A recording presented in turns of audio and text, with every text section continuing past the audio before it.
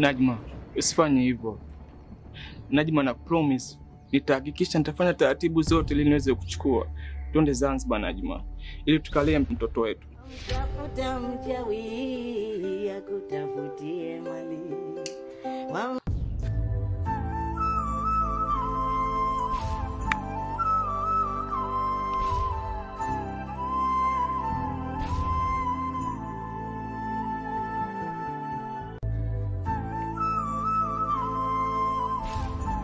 Naomba usifanye hivyo Chado.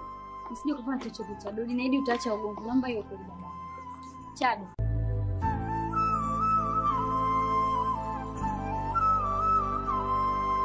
Usimuuze Chado. Chado. Chado. Staki lawama na Wazanzibari.